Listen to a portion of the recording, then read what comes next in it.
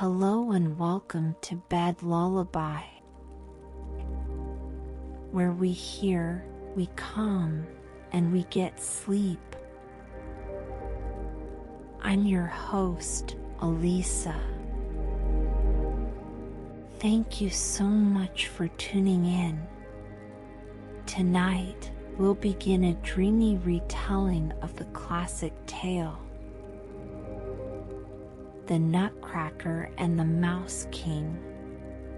It's a perfectly magical story to lead you into a good night's sleep. Let's just take a moment to settle in, release any tension, and embrace relaxation. Make yourself comfortable, and as you ease into stillness, let your breathing flow naturally, drawing out a little longer with each exhale. Focus on the soothing rhythm of your breath, letting it guide you into a calm and restful state. The slow, steady airflow becomes a mindful experience, preparing your body and mind for sleep. When I speak to you before each story, I share the words I wish I could hear when trying to relax and drift off. Falling asleep hasn't always been easy for me. Like many, I've had restless nights, but I've learned to stay calm and not let stress take over. Worrying only invites more wakefulness, so instead, I focus on gentle breathing to ease tension.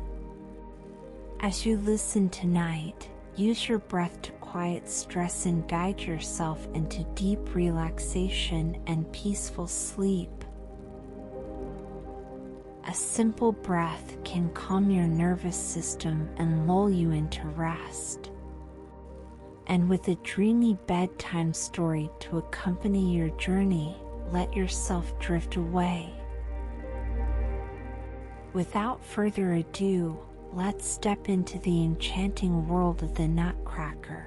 During the long day of the 24th of December, the children of Dr. Stahlbaum were not permitted to enter the parlor, much less the adjoining drawing room. Frederick and Maria sat nestled together in a corner of the back chamber. Dusky twilight had come on, and they felt quite gloomy and fearful, for, as was commonly the case on this day, no light was brought into them. Fred, in great secrecy, and in a whisper, informed his little sister, she was only just 7 years old, that ever since morning he had heard a rustling and a rattling, and now and then a gentle knocking, in the forbidden chambers. Not long ago also he had seen a little dark man, with a large chest under his arm, gliding softly through the entry, but he knew very well that it was nobody but Godfather Drosselmeyer. Upon this Maria clapped her little hands together for joy, and exclaimed, "Ah, what beautiful things has Godfather Drosselmeyer made for us this time." Counselor Drosselmeyer was not a very handsome man. He was small and thin, had many wrinkles in his face. Over his right eye he had a large black patch, and he was without hair, for which reason he wore a very nice white wig. This was made of glass, however, and was a very ingenious piece of work. The Godfather himself was very ingenious also. He understood all about clocks and watches, and could even make them. Accordingly, when any one of the beautiful clocks in Dr. Stahlbaum's house was sick, and could not sing, Godfather Drosselmeyer would have to attend it. He would then take off his glass wig, pull off his brown coat, put on a blue apron, and pierce the clock with sharp-pointed instruments, which usually caused little Maria a great deal of anxiety. But it did the clock no harm. On the contrary, it became quite lively again, and began at once right merrily to rattle, and to strike, and to sing, so that it was a pleasure to all who heard it.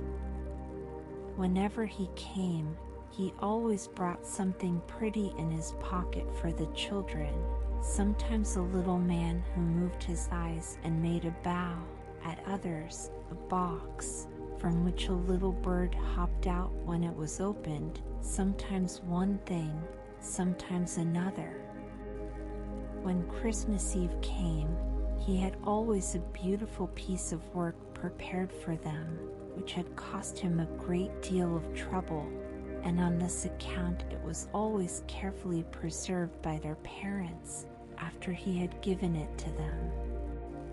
Ah, what beautiful present has Godfather Drosselmeyer made for us this time, exclaimed Maria. It was Fred's opinion that this time it could be nothing else than a castle, in which all kinds of fine soldiers marched up and down and went through their exercises. Then other soldiers would come and try to break into the castle, but the soldiers within would fire off their cannon very bravely until all roared and cracked again. No, no, cried Maria, interrupting him. Godfather Drosselmeyer has told me of a lovely garden where there is a great lake, upon which beautiful swans swim about, with golden collars around their necks, and sing their sweetest songs. Then there comes a little girl out of the garden down along the lake, and coaxes the swans to the shore, and feeds them with sweet cake. Swans never eat cake, interrupted Fred, somewhat roughly, and even Godfather Drosselmeyer himself can't make a whole garden. After all, we have little good of his playthings. They are all taken right away from us again. I like what Papa and Mama give us much better, for we can keep their presents for ourselves, and do as we please with them. The children now began once more to guess what it could be this time. Maria thought that Miss Trechen, her great doll, was growing. Kind reader, or listener, whatever may be your name, whether Frank, Robert, Henry, Anna, or Maria, I beg you to call to mind the table covered with your last Christmas gifts, as in their newest gloss they first appeared to your delighted vision. You will then be able to imagine the astonishment of the children, as they stood with sparkling eyes, unable to utter a word, for joy at the sight before them. At last Maria called out with a deep sigh, "Ah, how beautiful! Ah, how beautiful!" And Frederick gave 2 or 3 leaps in the air higher than he had ever done before. The children must have been very obedient and good children during the past year, for never on any Christmas Eve before had so many beautiful things been given to them. A tall fir tree stood in the middle of the room, covered with gold and silver apples, while sugar almonds, comfits, lemon drops, and every kind of confectionery hung like buds and blossoms upon all its branches. But the greatest beauty about this wonderful tree was the many little lights that sparkled amid its dark boughs, which like stars illuminated its treasures, or like friendly eyes seemed to invite the children to partake of its blossoms and fruit. The table under the tree shone and flushed with 1,000 different colors. Ah, what beautiful things were there! Who can describe them? Maria spied the prettiest dolls, a tea set, all kinds of nice little furniture, and what eclipsed all the rest, a silk dress tastefully ornamented with gay ribbons, which hung upon a frame before her eyes, so that she could view it on every side. This she did too, and exclaimed over and over again, "Ah, the sweet, ah, the dear, dear frock. And may I put it on? Yes, yes, may I really, though, wear it?" In the meanwhile, Fred had been galloping round and round the room, trying his new bay horse, which, true enough, he had found fastened by its bridle to the table. Dismounting again, he said it was a wild creature, but that was nothing, he would soon break him. He then reviewed his new regiment of hussars, who were very elegantly arrayed in red and gold, and carried silver weapons, and rode upon such bright shining horses, that you would almost believe these were of pure silver also.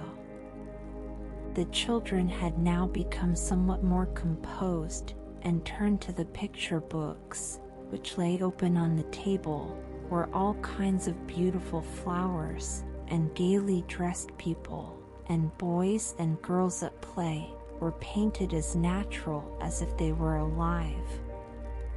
Yes, the children had just turned to these singular books, when cling, ling, the bell was heard again. They knew that Godfather Drosselmeyer was now about to display his Christmas gift, and ran towards a table that stood against the wall, covered by a curtain reaching from the ceiling to the floor. The curtain behind which he had remained so long concealed was quickly drawn aside, and what saw the children then?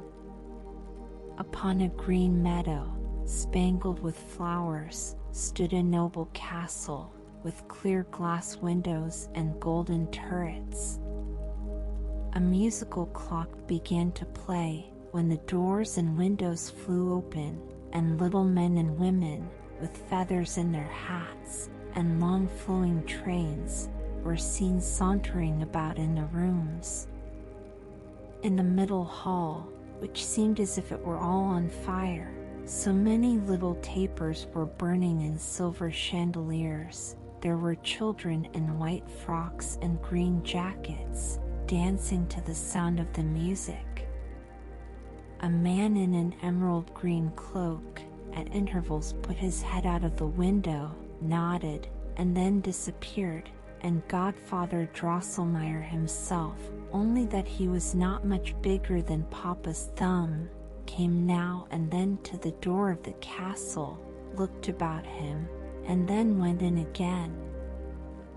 Fred, with his arms resting upon the table, gazed at the beautiful castle, and the little walking and dancing figures, and then said, "Godfather Drosselmeyer, let me go into your castle." The counselor gave him to understand that that could not be done. And he was right, for it was foolish in Fred to wish to go into a castle, which with all its golden turrets was not as high as his head. Fred saw that likewise himself. After a while, as the men and women kept walking back and forth, and the children danced, and the Emerald Man looked out at his window, and Godfather Drosselmeyer came to the door, and all without the least change, Fred called out impatiently, "Godfather Drosselmeyer, come out this time at the other door." "That can never be, dear Fred," said the counselor. "Well then," continued Frederick, "let the green man who peeps out at the window walk about with the rest." "And that can never be," rejoined the counselor. "Then the children must come down," cried Fred. "I want to see them nearer." "All that can never be, I say," replied the counselor, a little out of humor. "As the mechanism is made, so it must remain. So, oh, cried Fred, in a drawling tone, all that can never be. Listen, Godfather Drosselmeyer. If your little dressed-up figures in the castle there can do nothing else but always the same thing, they are not good for much, and I care very little about them. No, give me my hussars, who can maneuver backward and forward as I order them, and are not shut up in a house. Maria took him immediately in her arms and set him to cracking nuts, but she picked out the smallest, that the little fellow need not stretch his mouth open so wide, which in truth was not very becoming to him. Louise sat down by her, and friend Nutcracker must perform the same service for her too, which he seemed to do quite willingly, for he kept smiling all the while very pleasantly. In the meantime Fred had become tired of riding and parading his hussars, and when he heard the nuts crack so merrily, he ran to his sister and laughed very heartily at the droll little man, who now, since Fred must have a share in the sport, passed from hand to hand, and thus there was no end to his labor. Fred always chose the biggest and hardest nuts, when all at once, crack, crack, it went, and 3 teeth fell out of Nutcracker's mouth, and his whole underjaw became loose and rickety. "Ah, my poor dear Nutcracker," said Maria, and snatched him out of Fred's hands. "That's a stupid fellow," said Fred. "He wants to be a nutcracker, and has poor teeth. He don't understand his trade. Give him to me, Maria. He shall crack nuts for me if he loses all his teeth, and his whole chin into the bargain. Why make such a fuss about such a fellow?" "No, no," exclaimed Maria, weeping, "you shall not have my dear Nutcracker. See how sorrowfully he looks at me, and shows me his poor mouth. But you are a hard-hearted fellow, you beat your horses, yes, and lately you had one of your soldiers shot through the head." "That's all right," said Fred, "though you don't understand it. But Nutcracker belongs as much to me as to you, so let me have him." Maria began to cry bitterly, and rolled up the sick Nutcracker as quickly as she could in her little pocket handkerchief. Their parents now came up with Godfather Drosselmeyer. The latter, to Maria's great distress, took Fred's part. But their father said, "I have placed Nutcracker expressly under Maria's protection, and as I see that he is now greatly in need of it, I give her full authority over him, and no one must dispute it. Besides, I wonder at Fred, that he should require farther duty from one who has been named in the service. As a good soldier, he ought to know that the wounded are not expected to take their place in the ranks." Fred was much ashamed, and without troubling himself farther about nuts or Nutcracker, stole around to the opposite end of the table, where his hussars, after stationing suitable outposts, had encamped for the night. Maria collected together Nutcracker's lost teeth, tied up his wounded chin with a nice white ribbon which she had taken from her dress, and then wrapped up the little fellow more carefully than ever in her handkerchief, for he looked very pale and frightened. Thus she held him, rocking him in her arms like a little child, while she looked over the beautiful pictures of the new picture book, which she found among her other Christmas gifts. Contrary to her usual disposition, she showed some ill temper towards Father Drosselmeyer, who kept continually laughing at her, and asked again and again how it was that she liked to caress such an ugly little fellow. That singular comparison with Drosselmeyer, which she made when her eyes first fell upon Nutcracker, now came again into her mind, and she said very seriously, "Who knows, dear godfather, if you were dressed like my sweet Nutcracker, and had on such bright little boots, who knows but you would then be as handsome as he is?" Maria could not tell why her parents laughed so loudly at this, and why the counselor's face turned so red, and he, for his part, did not laugh half so heartily this time as he had done more than once before. It is likely there was some particular reason for it. In the sitting room of the doctor's house, just as you enter the room, there stands on the left hand, close against the wall, a high glass case, in which the children preserve all the beautiful things which are given to them every year. Louise was quite a little girl when her father had the case made by a skillful joiner, who set in it such large, clear panes of glass, and arranged all the parts so well together, that everything looked much brighter and handsomer when on its shelves than when it was held in the hands. On the upper shelf, which Maria and Fred were unable to reach, stood all Godfather Drosselmeyer's curious machines. Immediately below this was a shelf for the picture books.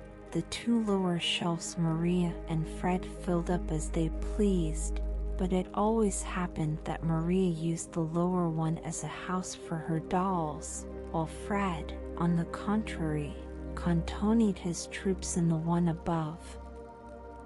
And so it happened today, for while Fred set his hussars in order above, Maria, having laid Miss Tretchen aside, and having installed the new and sweetly dressed doll in her best furnished chamber below, had invited herself to tea with her.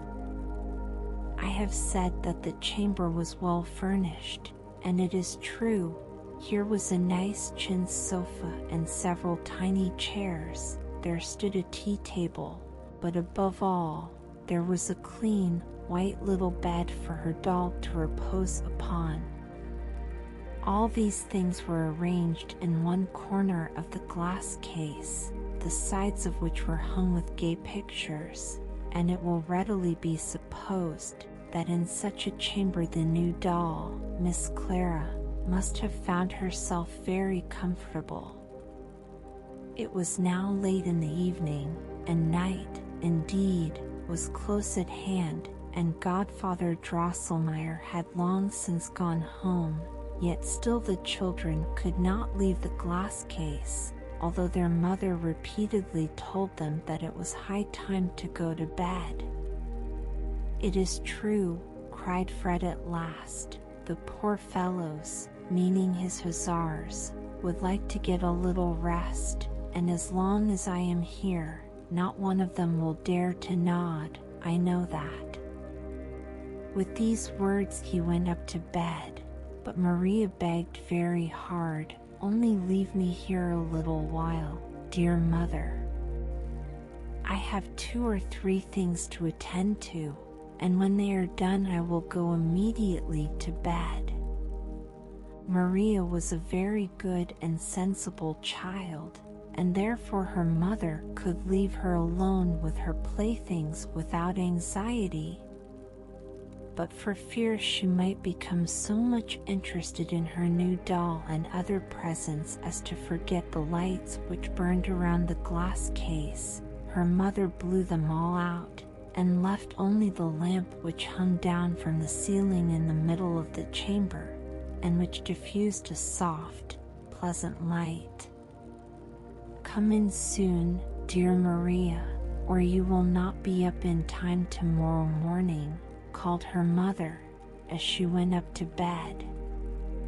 There was something Maria had at heart to do, which she had not told her mother, though she knew not the reason why, and as soon as she found herself alone, she went quickly about it. She still carried in her arms the wounded Nutcracker, rolled up in her pocket handkerchief. Now she laid him carefully upon the table, unrolled the handkerchief softly, and examined his wound. Nutcracker was very pale, but still he smiled so kindly and sorrowfully that it went straight to Maria's heart. "Ah, Nutcracker, Nutcracker, do not be angry at Brother Fred because he hurt you so. He did not mean to be so rough. It is the wild soldier's life with his hussars that has made him a little hard-hearted, but otherwise he is a good fellow, I can assure you. Now I will tend you very carefully until you are well and merry again. As to fastening in your teeth and setting your shoulders, that Godfather Drosselmeyer must do. He understands such things."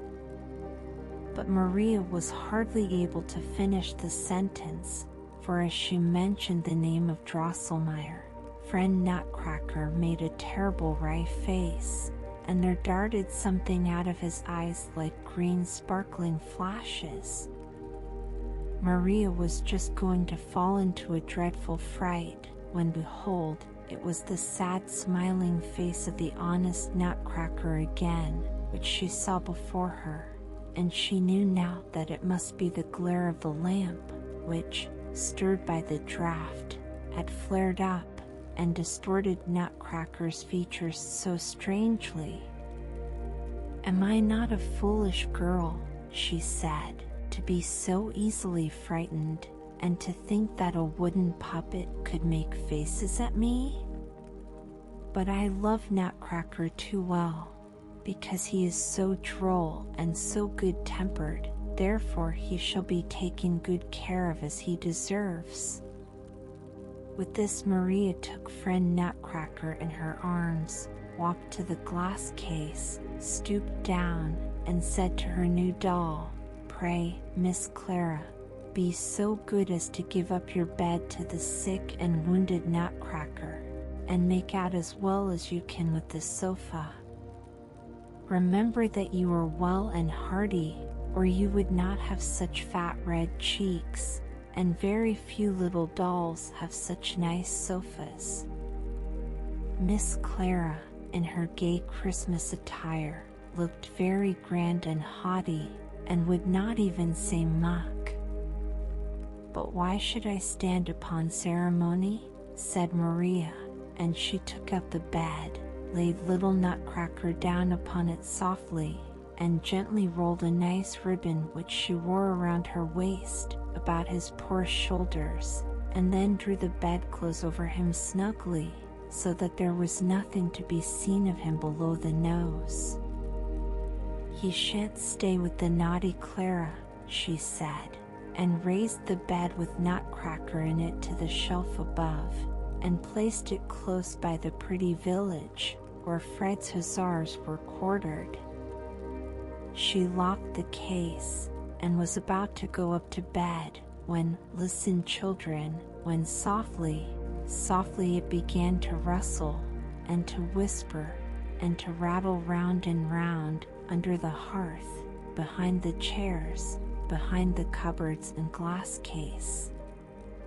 The great clock read louder and louder, but it could not strike. Maria turned towards it, and there the large gilt owl that sat on the top had dropped down its wings, so that they covered the whole face, and it stretched out its ugly head with the short crooked beak, and looked just like a cat. And the clock whirred louder in plain words, "Dick re, dock," or "Softly clock, Mouse King has a fine ear, prr, prr, pum, pum." The old song let him hear, prr, pum pum, or he might run away in a fright. Now clock strikes softly and light. And pum pum, it went with a dull deadened sound 12 times. Maria began now to tremble with fear, and she was upon the point of running out of the room in terror, when she beheld Godfather Drosselmeyer, who sat in the owl's place on the top of the clock, and had hung down the skirts of his brown coat just like wings. But she took courage, and cried out loudly, with sobs, "Godfather Drosselmeyer, Godfather Drosselmeyer, what are you doing up there? Come down, and do not frighten me so, you naughty Godfather Drosselmeyer." Just then a wild squeaking and whimpering broke out on all sides, and then there was a running, trotting and galloping behind the walls, as if 1,000 little feet were in motion, and 1,000 little lights flashed out of the crevices in the floor. But they were not lights, no, they were sparkling little eyes, and Maria perceived that mice were all around, peeping out and working their way into the room.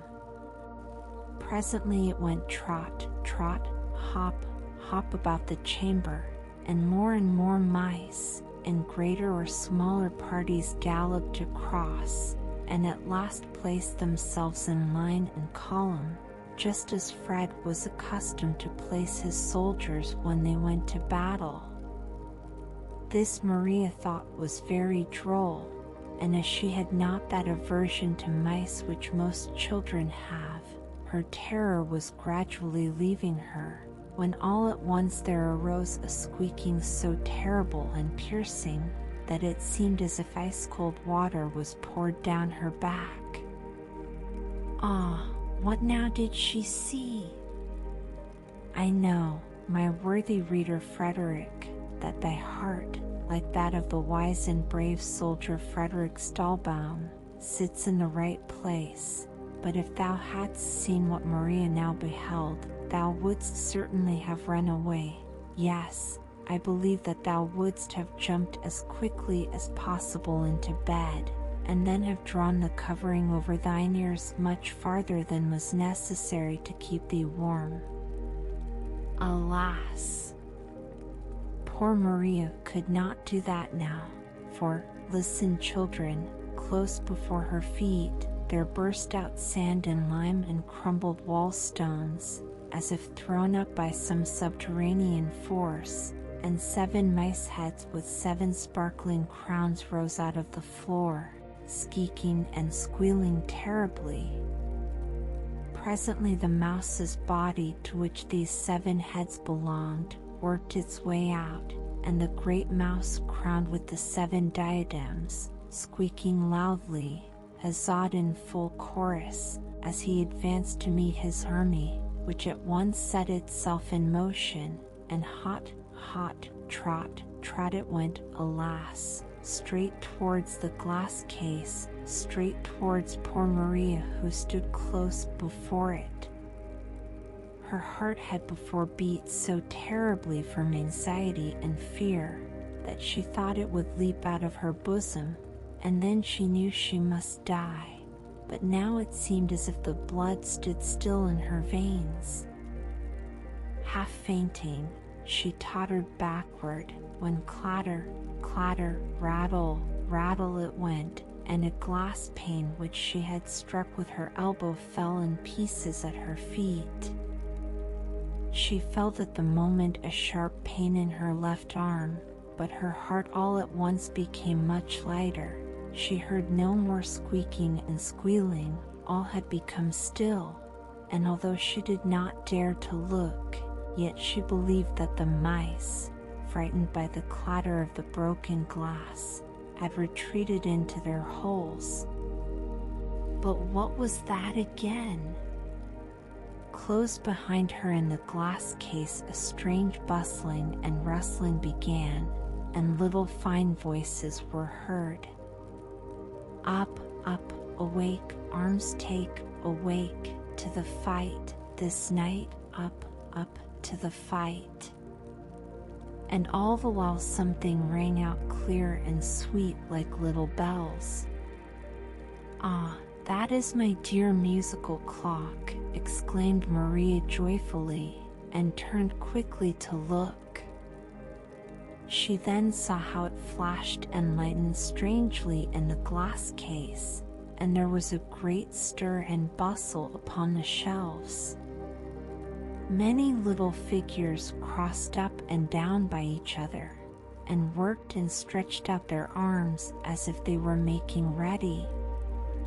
And now Nutcracker raised himself all of a sudden, threw the bedclothes clear off, and leaped with both feet at once out of bed, crying aloud, "Crack, crack, crack, stupid pack, drive mouse back, stupid pack, crack, crack, mouse, back, crick, crack, stupid pack." With these words he drew his little sword, flourished it in the air, and exclaimed, "My loving vassals, friends and brothers, will you stand by me in the hard fight?" Straightway 3 scaramouches, a harlequin, 4 chimney sweepers, 2 guitar players and a drummer cried out, "Yes, my lord, we will follow you with fidelity and courage. We will march with you to battle, to victory or death," and then rushed after the fiery Nutcracker, who ventured the dangerous leap down from the upper shelf. Ah, it was easy enough for them to perform this feat, for beside the fine garments of thick cloth and silk which they wore, the inside of their bodies were made of cotton and tow, so that they came down plump, like bags of wool. But poor Nutcracker had certainly broken his arms or his legs, for remember, it was almost 2 feet from the shelf where he stood to the floor, and his body was as brittle as if it had been cut out of linden wood. Yes, Nutcracker would certainly have broken his arms or his legs if, at the moment when he leaped, Miss Clara had not sprung quickly from the sofa and caught the hero with his drawn sword in her soft arms.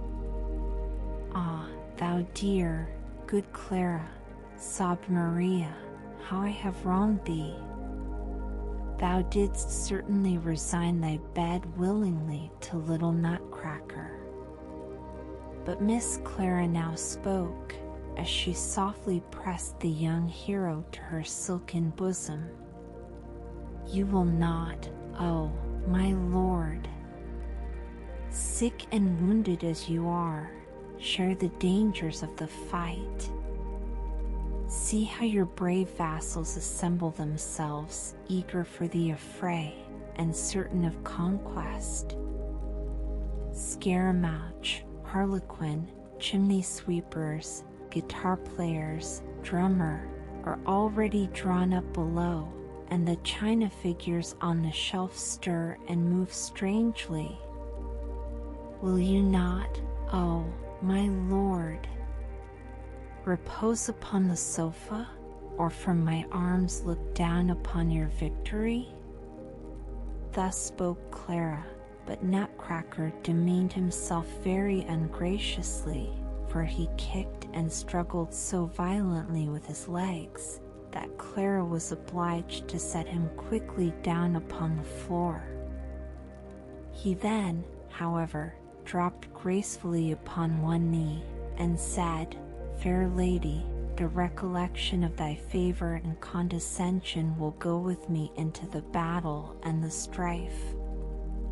Clara then stooped so low that she could take him by the arm, raised him gently from his knees, took off her bespangled girdle, and was about to throw it across his neck, but little Nutcracker stepped 2 paces backward, laid his hand upon his breast, and said very earnestly, "Not so, fair lady, lavish not thy favors thus upon me, for," he stopped, sighed heavily, tore off the ribbon which Maria had bound about his shoulders, pressed it to his lips, hung it across him like a scarf, and then, boldly flourishing his bright little blade, leaped like a bird over the edge of the glass case upon the floor.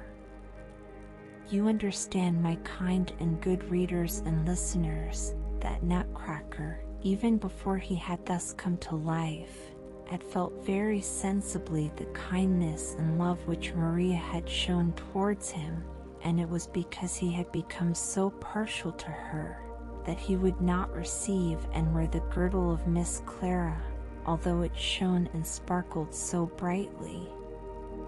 The true and faithful Nutcracker preferred to wear Maria's simple ribbon.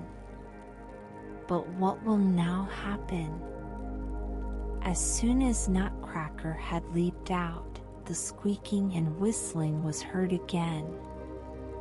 Ah, it is under the large table that the hateful mice have concealed their countless bands, and high above them all towers the dreadful mouse with 7 heads. What will now happen? Beat the march, true vassal drummer, screamed Nutcracker very loudly, and immediately the drummer began to rattle and to roll upon his drum so skillfully that the windows of the glass case trembled and hummed again. Now it rustled and clattered therein, and Maria perceived that the covers of the little boxes in which Fred's army were quartered were bursting open, and now the soldiers leaped out, and then down again upon the lowest shelf, where they drew up in fine array.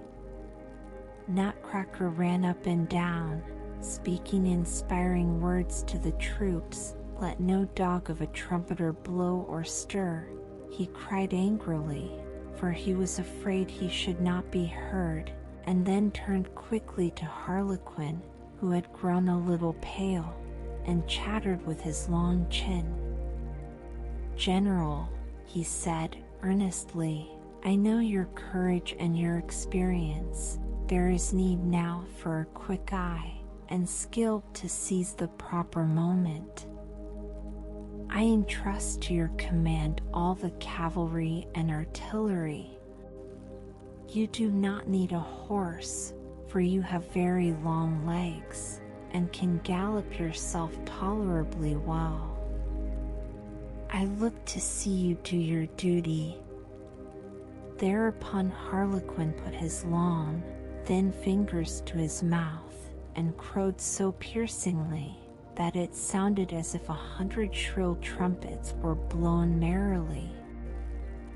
Then it stirred again in the glass case, a neighing and a whinnying and a stamping were heard, and see, Fred's cuirassiers and dragoons, but above all, his new splendid hussars marched out and halted close by the case. Regiment after regiment now defiled before Nutcracker with flying colors and warlike music, and ranged themselves in long rows across the floor of the chamber. Before them went Fred's cannon rattling along, surrounded by the cannoneers, and soon bom it went, and Maria could see how the mice suffered by the fire, how the sugar plums plunged into their dark, heavy mass, covering them with white powder, and throwing them more than once into shameful disorder. But the greatest damage was done them by a heavy battery that was mounted upon Mamma's footstool, which, pum, kept up a steady fire of caraway seeds against the enemy, by which a great many of them fell. The mice, notwithstanding, came nearer and nearer, and at last mastered some of the cannon, but then it went PRR, and Maria could scarcely see what now happened for the smoke and dust. This, however, was certain, that each corps fought with the greatest animosity, and the victory was for a long time doubtful.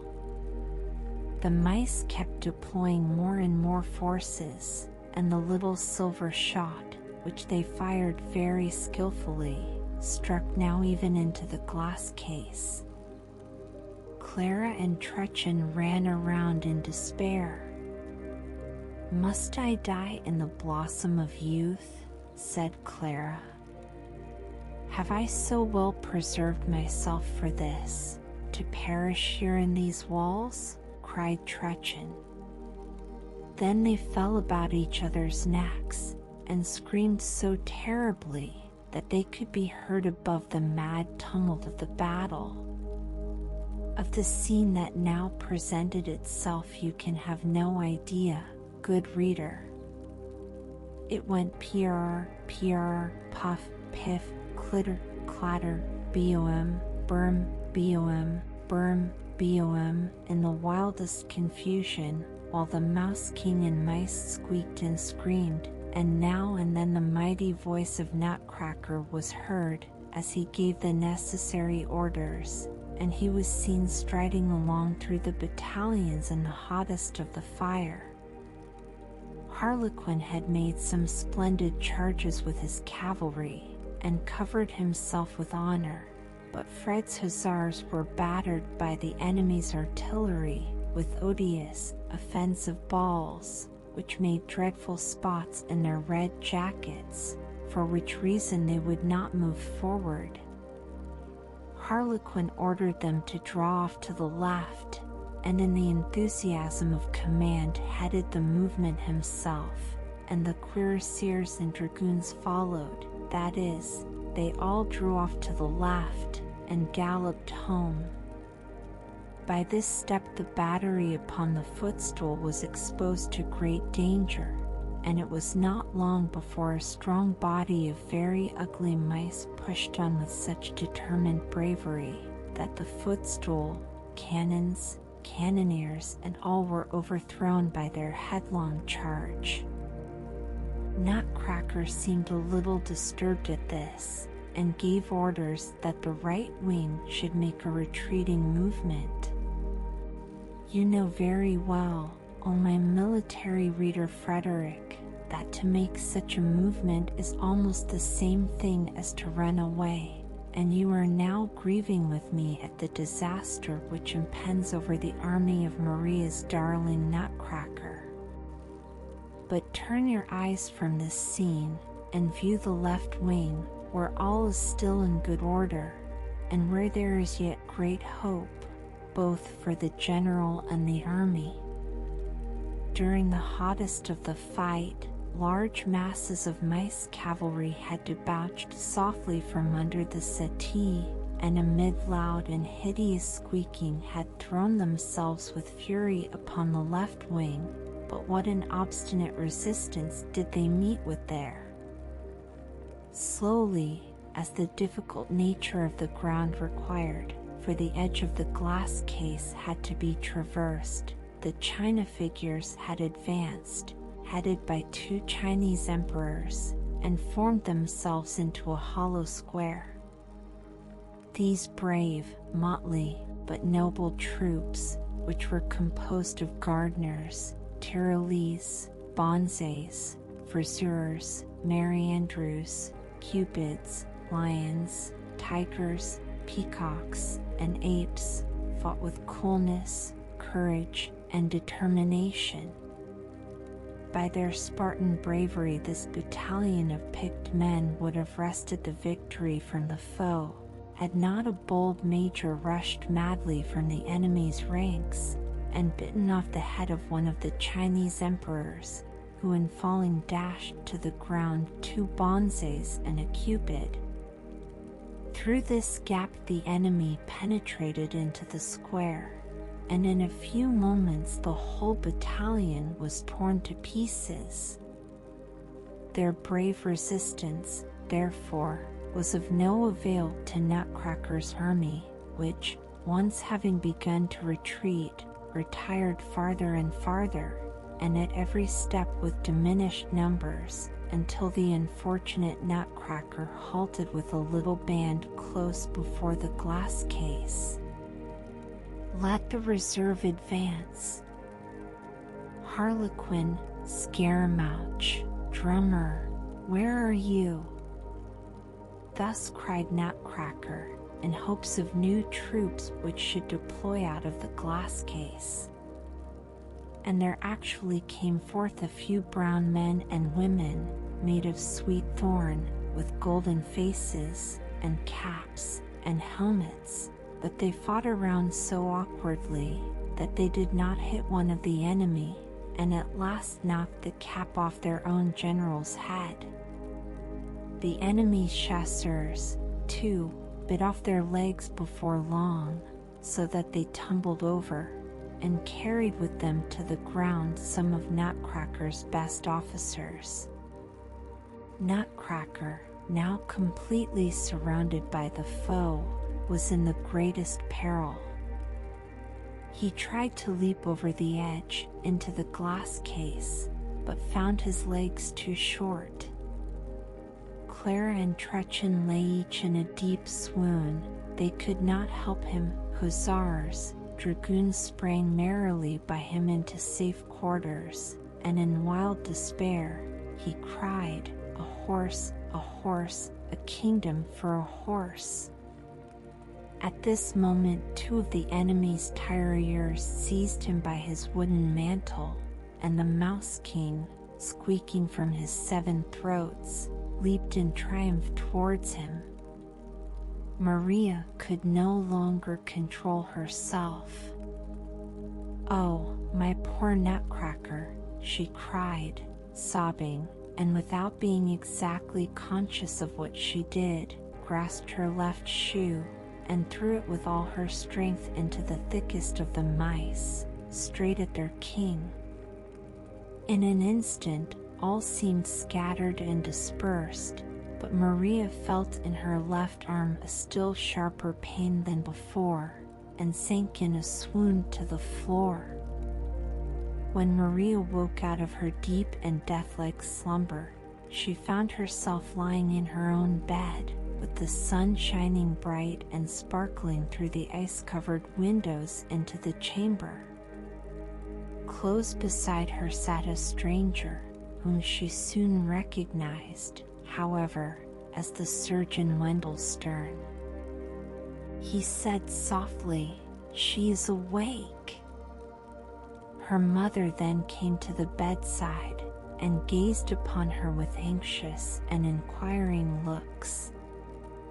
"Ah, dear mother," lisped little Maria, "are all the hateful mice gone, and is the good Nutcracker safe?" "Do not talk such foolish stuff," replied her mother. "What have the mice to do with Nutcracker?" "You naughty child, you have caused us a great deal of anxiety." But so it always is, when children are disobedient and do not mind their parents. You played last night with your dolls until it was very late. You became sleepy, probably, and a stray mouse may have jumped out and frightened you. At all events, you broke a pane of glass with your elbow, and cut your arm so severely that neighbor Wendelstern, who has just taken the piece of glass out of the wound, declares that it came very near cutting a vein, in which case you might have had a stiff arm all your life, or perhaps have bled to death. It was fortunate that I awoke about midnight, and not finding you in your bed, got up and went into the sitting room. There you lay in a swoon upon the floor, close by the glass case, the blood flowing in a stream. I almost fainted away myself at the sight. There you lay, and scattered around were many of Frederick's leaden soldiers, broken china figures, gingerbread men and women and other playthings, and not far off your left shoe. "Ah, dear mother," exclaimed Maria, interrupting her. "Those were the traces of that dreadful battle between the puppets and the mice, and what frightened me so was the danger of poor Nutcracker, when the mice were going to take him prisoner." Then I threw my shoe at the mice, and after that I don't know what happened." Surgeon Wendell Stern here made a sign to the mother, and she said very softly to Maria, "Well, never mind about it, my dear child, the mice are all gone, and little Nutcracker stands safe and sound in the glass case." Dr. Stahlbaum now entered the chamber, and spoke for a while with Surgeon Wendell Stern. Then he felt Maria's pulse, and she could hear very plainly that he said something about a fever. She was obliged to remain in bed and take physic, and so it continued for some days. Although except a slight pain in her arm, she felt quite well and comfortable. She knew little Nutcracker had escaped safe from the battle, and it seemed to her that she sometimes heard his voice quite plainly, as if in a dream, saying mournfully, "Maria, dearest lady, what thanks do I not owe you? But you can do still more for me." Maria tried to think what it could be, but in vain. Nothing occurred to her. She could not play very well on account of the wound in her arm, and when she tried to read or look at her picture books, a strange glare came across her eyes, so that she was obliged to desist. The time, during the day, always seemed very long to her, and she waited impatiently for evening, as her mother then usually seated herself by her bedside, and read or related some pretty story to her. One evening she had just finished the wonderful history of Prince Facardin, when the door opened, and Godfather Drosselmeyer entered, saying, "I must see now for myself how it goes with the sick and wounded Maria." As soon as Maria saw Godfather Drosselmeyer in his brown coat, the image of that night in which Nutcracker lost the battle against the mice returned vividly to her mind, and she cried out involuntarily, "O Godfather Drosselmeyer, you have been very naughty. I saw you as you sat upon the clock, and covered it with your wings, so that it should not strike loud, to scare away the mice. I heard how you called out to the Mouse King. Why did you not come to help us, me, and the poor Nutcracker? It is all your fault, naughty Godfather Drosselmeyer, that I must be here sick in bed."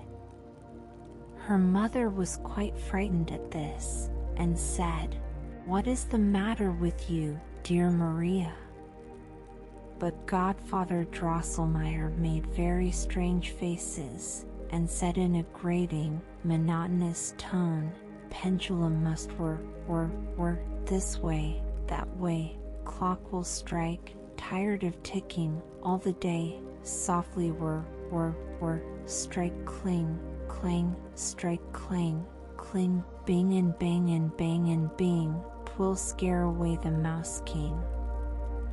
Then owl in swift flight comes at dead of night. Pendulum must whir, clock will strike cling, clang, this way, that way, tired of ticking all the day, bing, bang, and Mouse King scare away, whir, prrr. Maria stared at Godfather Drosselmeyer, for he did not look at all as he usually did, but appeared much uglier, and he moved his right arm backward and forward, like a puppet pulled by wires. She would have been afraid of him if her mother had not been present, and if Fred had not slipped in the meanwhile, and interrupted him with loud laughter. "Ha, ha! Godfather Drosselmeyer," cried Fred, "you are today too droll again. You act just like my harlequin that I threw into the lumber room long ago." But their mother was very serious, and said, dear counselor, this is very strange sport. What do you really mean by it? Gracious me, replied Drosselmeyer, laughing. Have you forgotten then my pretty watchmaker's song? I always sing it to such patients as Maria. With this he drew his chair close to her bed, and said, Do not be angry that I did not pick out the Mouse King's 14 eyes. That could not be, but instead, I have in store for you a very agreeable surprise. The counselor with these words put his hand in his pocket, drew something out slowly, and behold, it was Nutcracker with his lost teeth nicely fastened in, and his lame chin well set and sound. Maria cried aloud with joy, while her mother smiled, and said, You see now, Maria, that Godfather Drosselmeyer meant well by your little Nutcracker. But still you must confess, Maria, said the counselor, that Nutcracker's figure is none of the finest, neither can his face be called exactly handsome. How this ugliness came to be hereditary in the family, I will now relate to you, if you will listen. Or perhaps you know already the story of the Princess Pirlipat and the Lady Mouserings, and the skillful watchmaker? Look here, Godfather Drosselmeyer, interrupted Fred, Nutcracker's teeth you have fastened in very well, and his chin is no longer lame and rickety, but why has he no sword? Why have you not put on his sword? Ah, replied the counselor, angrily, you must always meddle and make, you rogue. What is Nutcracker's sword to me? I have cured his wounds, and he may find a sword for himself as he can. That's true, said Fred. He is a brave fellow, and will know how to get one. Tell me then, Maria, continued the counselor, have you heard the story of the Princess Pirlipat? I hope, dear counselor, said the mother, that your story will not be frightful, as those that you narrate usually are.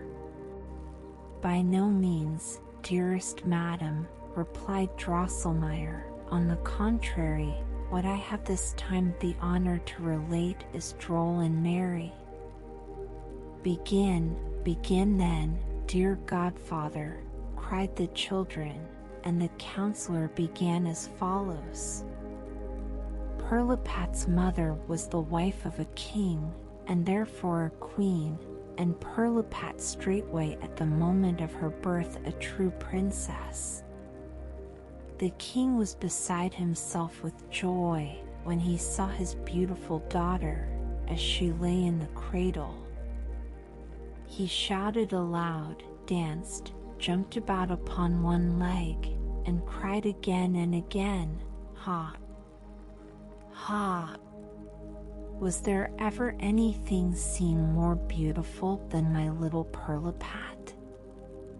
Thereupon all the ministers, generals, presidents, and staff officers jumped about upon one leg like the king, and cried aloud, No, never.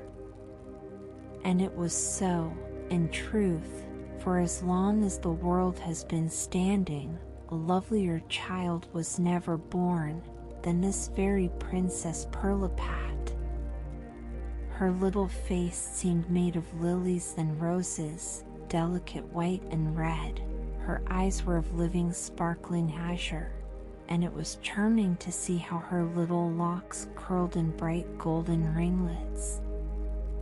Besides this, Pirlipat had brought into the world 2 rows of little pearly teeth, with which 2 hours after her birth, she bit the High Chancellor's finger, as he was examining her features too closely, so that he screamed out, Oh, Gemini!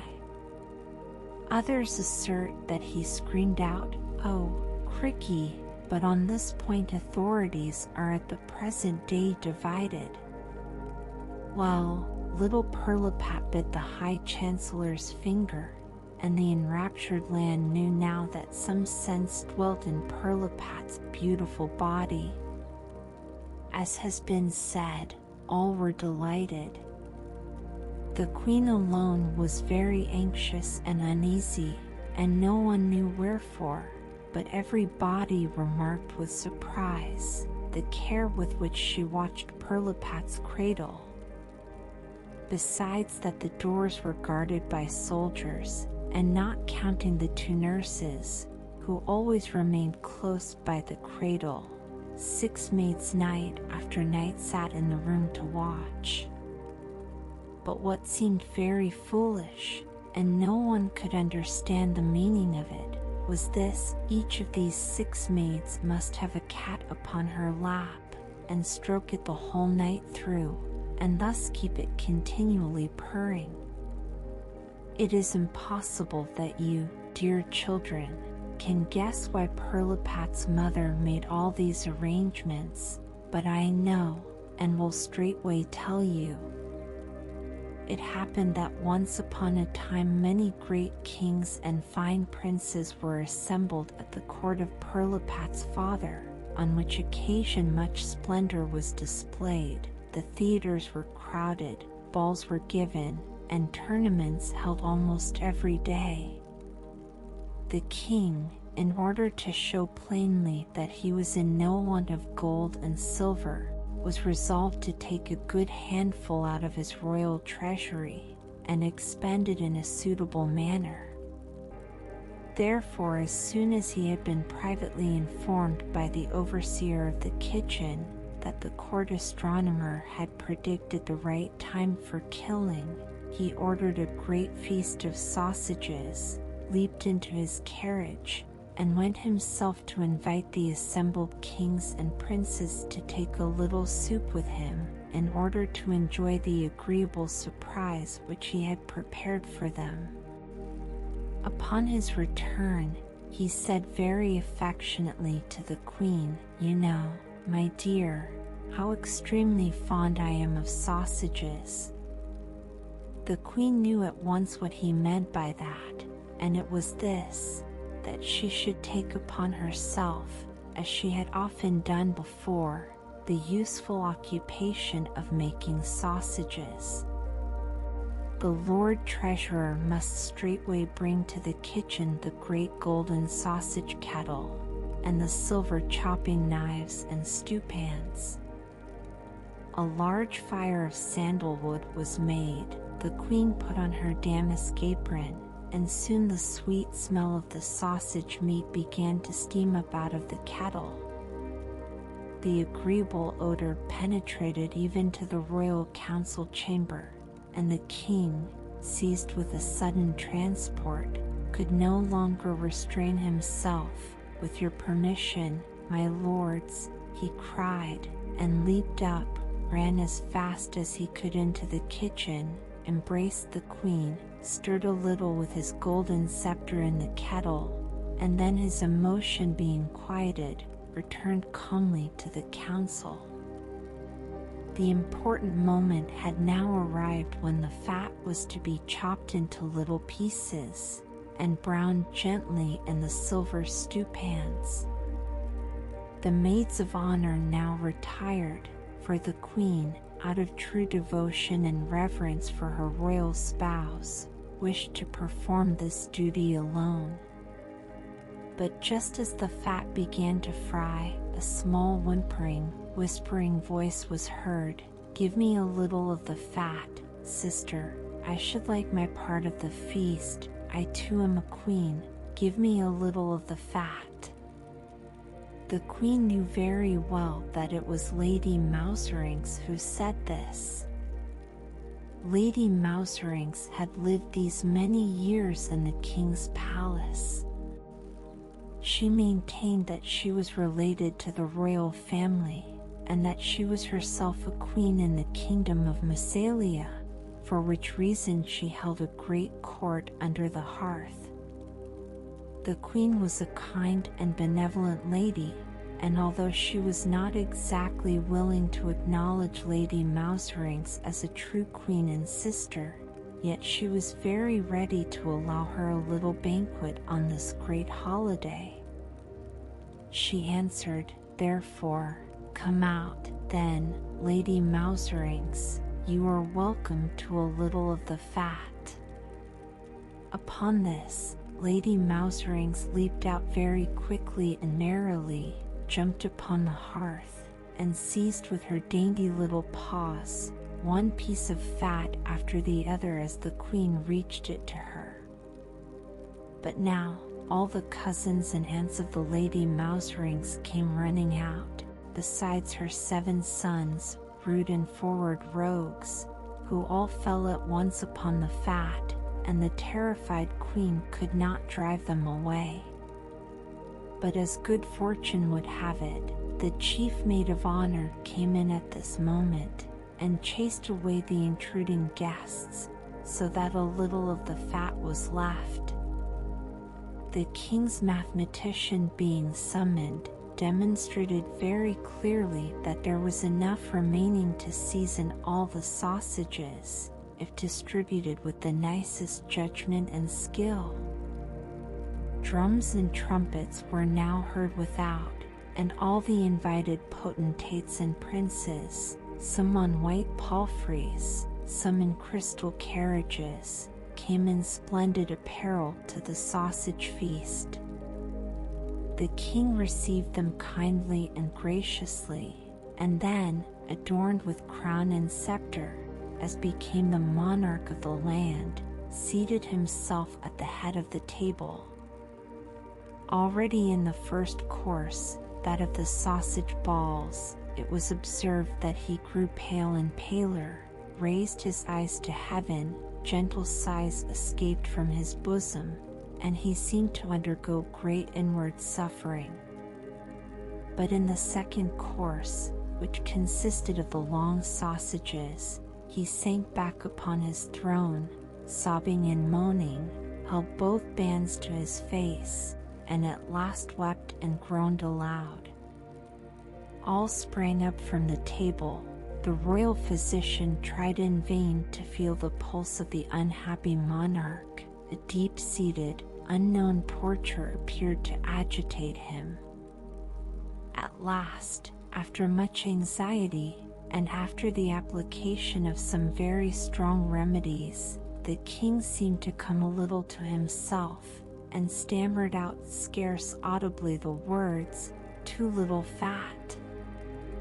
Then the queen threw herself in despair at his feet, and sobbed out, "Oh, my poor, unhappy royal husband! Alas, how great must be the suffering which you endure! But see the guilty one at your feet, punish her without mercy. Alas! Lady Mouserings with her 7 sons, and aunts and cousins, have eaten up the fat," and with these words she fell right over backwards in a swoon. Then the king, full of rage, leaped up and cried out, "Chief maid of honor, how happened that?" The chief maid of honor told the story, as much as she knew of it, and the king resolved to take vengeance upon Lady Mouserings and her family for having eaten up the fat of his sausages. The Privy Council was called, and it was resolved to summon Lady Mouserings to trial, and confiscate all her estates. But as the king was of opinion that in the meanwhile she might eat up more of his sausage fat, the affair was placed at last in the hands of the royal watchmaker and mechanist. This man, whose name was the same as mine, to wit, Christian Elias Drosselmeyer, engaged, by means of a very singular and deep political scheme, to drive Lady Mouserings and her family from the palace forever. He invented therefore several curious little machines, in which a piece of toasted fat was fastened to a thread, and these Drosselmeyer placed around Lady Mousering's dwelling. Lady Mouserings was much too wise not to see through Drosselmeyer's craft, but all her warnings, all her entreaties were of no avail. Every one of her 7 sons, and many of her cousins and aunts, went into Drosselmeyer's machines, and, as they tried to snap away the fat, were caught by an iron grating, which fell suddenly down behind them, and were afterwards miserably slaughtered in the kitchen. Lady Mouserings, with the little remnant of her family, forsook the dreadful place. Grief, despair, revenge filled her bosom. The court reveled in joy at this event, but the queen was very anxious, for she knew the disposition of Lady Mouserings, and was very sure that she would not suffer the death of her sons to go unavenged. In fact, Lady Mouserings appeared one day, when the queen was in the kitchen, preparing a harslet hash for her royal husband, a dish of which he was very fond, and said, "My sons, my cousins and aunts are destroyed. Take care, queen, that Mouse Queen does not bite thy little princess in two. Take good care." With this she disappeared, and was not seen again, but the queen was so frightened that she let the hash fall into the fire, and thus a second time Lady Mouserings spoiled a favorite dish for the king, at which he was very angry. "But this, dear children," said Drosselmeyer, "is enough for tonight, the rest at another time." Maria, who had her own thoughts about this story, begged Godfather Drosselmeyer very hard to go on, but she could not prevail upon him. He rose, saying, "Too much at once is bad for the health, the rest tomorrow." As the counselor was just stepping out of the room, Fred called out, "Tell me, Godfather Drosselmeyer, is it then really true that you invented mousetraps?" "How can you ask such a silly question?" said his mother, but the counselor smiled mysteriously, and said in an undertone, "Am I a skillful watchmaker, and yet not able to invent a mousetrap?" "You know now, children," commenced Counselor Drosselmeyer, on the following evening, "why the queen took such care in guarding the beautiful Princess Pirlipat. Was it not to be feared that Lady Mouserings would execute her threat, that she would come again, and bite the little princess to death?"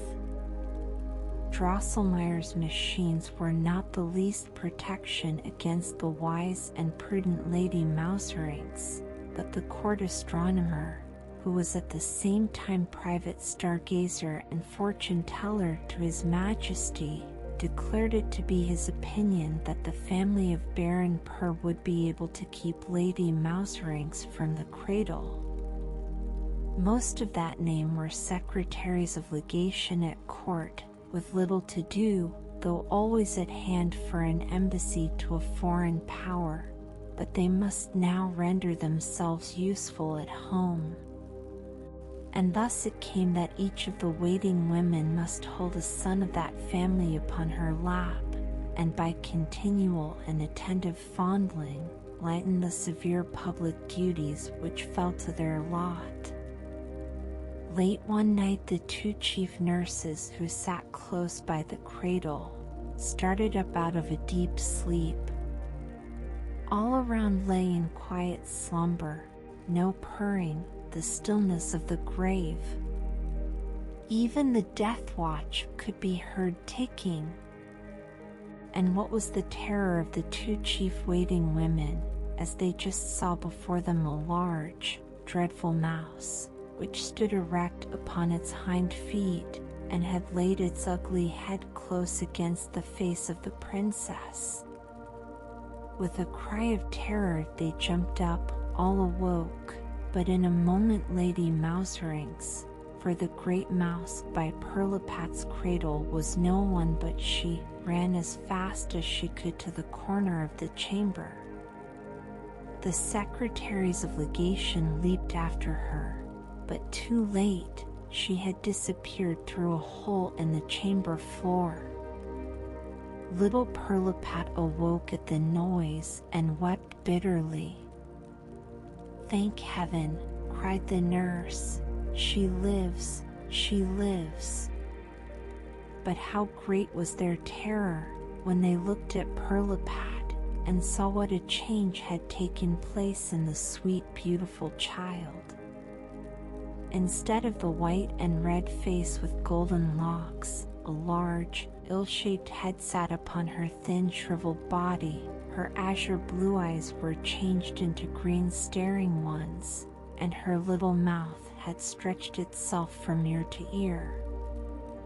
The queen was brought to death's door by grief and sorrow, and it was found necessary to hang the king's library with thick wadded tapestry, for again and again he ran his head against the wall, crying out at every time in lamentable tones, "Ah, me, unhappy monarch!"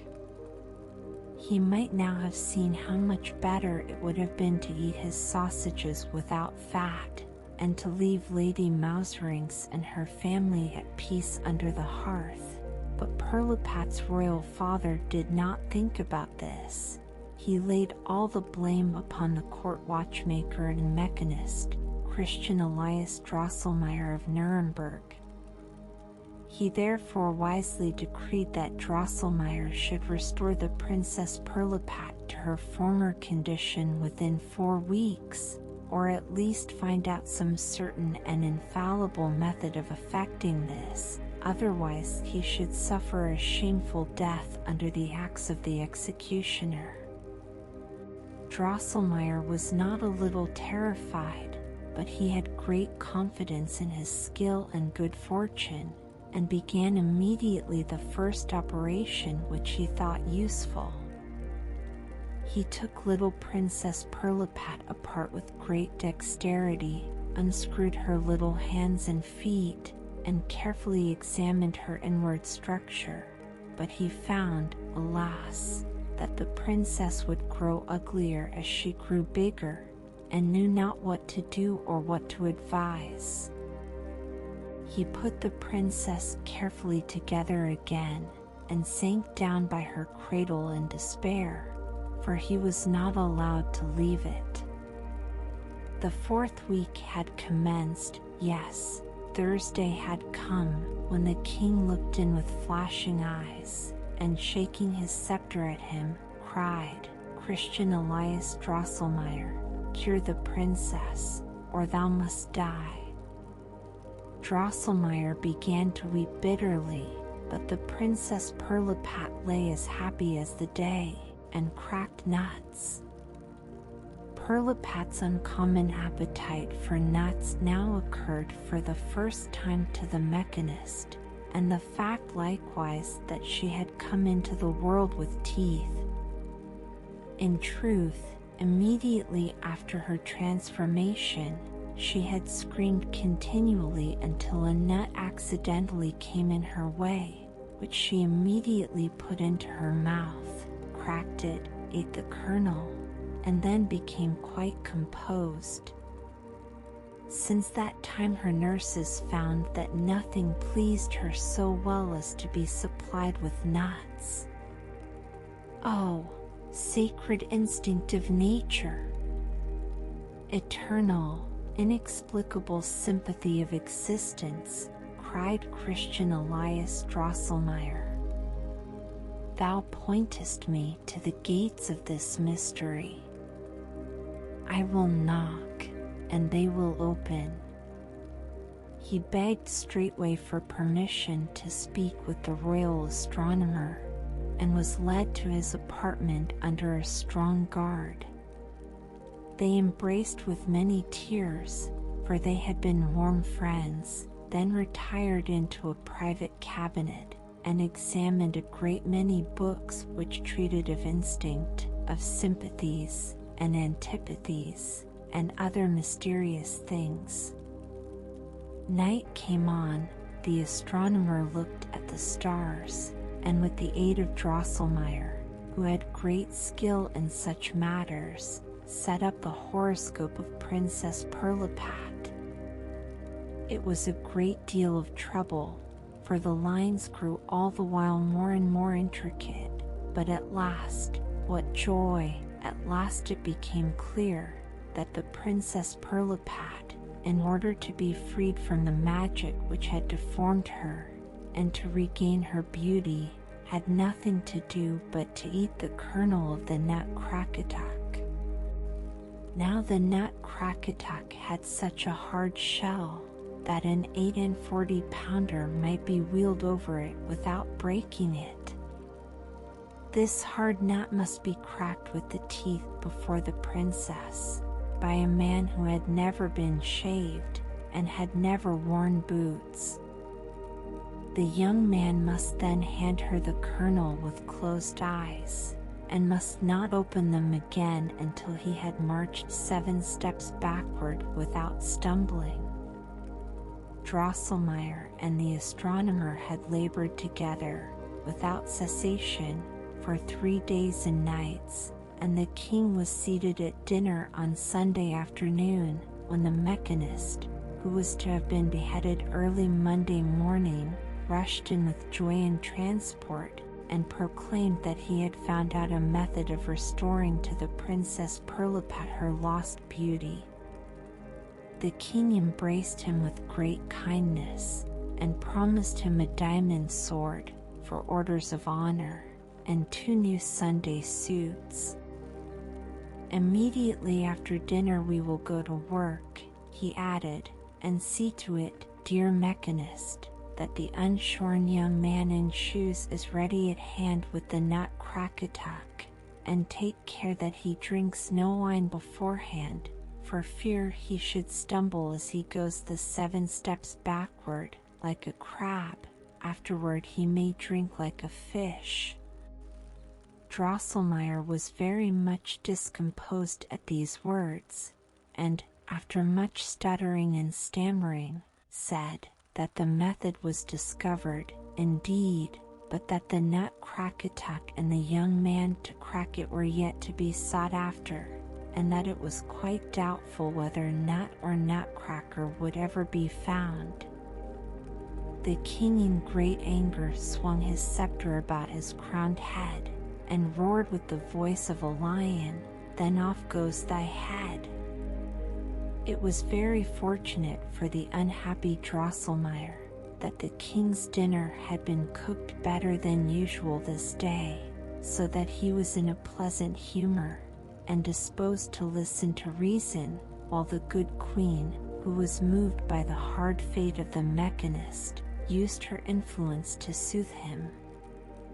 Drosselmeyer then after a while took courage, and represented to the monarch that he had performed his task in discovering the means to restore the princess to her beauty, and thus by the terms of the royal decree had secured his safety. The king said that was all trash, stupid stuff and nonsense, but resolved at last that the watchmaker should leave the court instantly, accompanied by the royal astronomer, and never return without the Nutcracker in his pocket. By the intercession of the queen, he consented that the Nutcracker might be summoned by a notice in all the home and foreign newspapers and journals.